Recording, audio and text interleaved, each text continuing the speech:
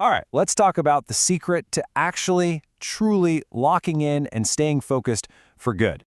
You've seen the trends, right? The winter arc, the great lock-in. It seems like every year there's a new name for it, and we've all been there. You tell yourself, okay, this is it, this is my year.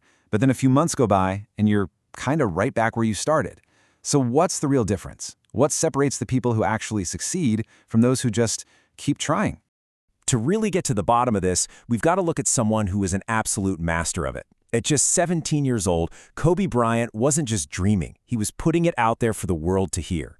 He wanted to be one of the best to ever play the game. And that fire, it was fueled by this intense need to prove everyone wrong. But before we get to the solution, let's really dig into the problem. Because this cycle of starting strong and then just fading away, it's incredibly common. It's this super frustrating loop, isn't it? You set a big goal, you feel that initial rush of motivation, and then, well, life happens. The excitement wears off, those old habits start to sneak back in, and suddenly your big lock-in gets pushed to next year's list. So the real question is, how do we break out of this cycle for good? Well, the answer starts with building what we're going to call the discipline engine.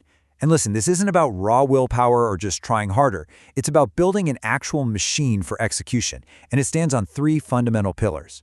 And here they are, the three core components. You have to master your time, build a rock-solid routine, and then create intelligent systems. So let's break down each one.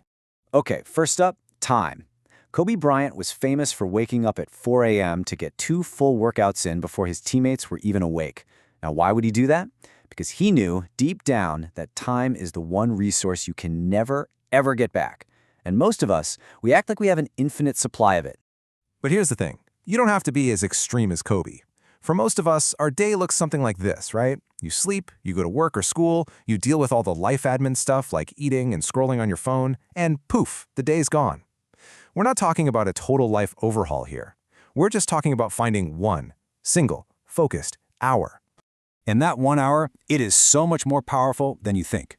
Just 1 hour a day of focused, dedicated work, and I mean zero distractions, is enough to put you in the top 5% of literally any skill within a single year.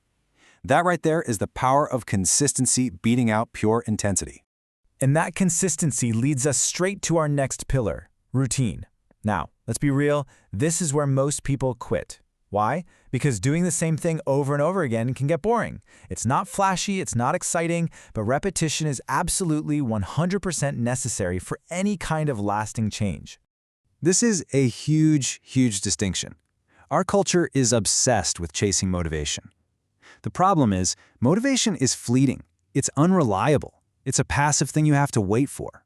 Repetition, on the other hand, that's dependable. It's permanent. It's an active choice you make day in and day out, whether you feel like it or not. You see, real, sustainable change almost never happens overnight. It's about compounding. It's the result of thousands of tiny, consistent actions. Each small step, each repetition, each hour, it all builds on the last, creating a momentum that one giant leap just never could. So, okay, you've carved out your time. You're all in on your routine. But even that isn't quite enough without the third pillar, systems. A goal like, I want to get stronger, is great, but it's really just words on a page without a plan. It's the system that actually turns that goal into reality.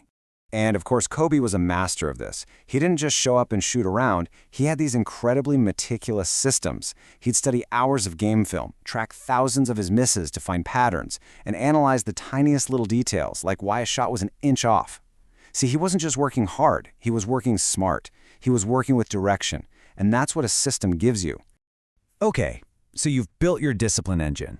You've got your time, your routine, your systems all firing. But there's still one more piece of the puzzle. This is the fuel for the engine. It's the mindset shift that separates the good from the truly great. I love this analogy because it's so simple and it's so true. You kind of have to trick your own mind. You have to start believing and acting and seeing yourself as the person you want to become right now, before you've even hit the goal. Now, some people will hear that and call it delusional. And you know what? It is. But it's a productive kind of delusion. It's that unshakable belief in your own vision, especially when everyone around you is telling you to just be realistic.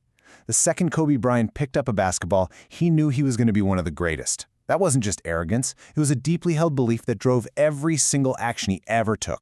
And this is where it all comes together. This is the final formula. The secret itself is where the machine of discipline meets the powerful fuel of delusion. Just think about it for a second. If you only have discipline, the hard work, the routine, the systems, but you don't have that powerful belief driving you forward, you will eventually burn out. It just becomes a grind with no real purpose. And on the flip side, if you only have delusion, this grand, amazing vision of who you want to be, but you don't put in the disciplined work to back it up, then you're just stuck living in a fantasy. It's a dream with no foundation. But when you combine them, that's where the magic really happens. That is how you truly lock in. The delusion gives your discipline a powerful purpose, and the discipline is what makes your delusion a reality. They have to work together. You know, Kobe said it best himself. This one quote is the entire secret, wrapped up perfectly. You have to have that wild, almost unrealistic belief that it's possible. And then you need that relentless daily work ethic to go out and prove yourself right. So that really just leaves one question. It's easy to focus on proving other people wrong, but the real power, that comes from within. So what's that delusional dream that you have for yourself that you're willing to get disciplined enough to prove right?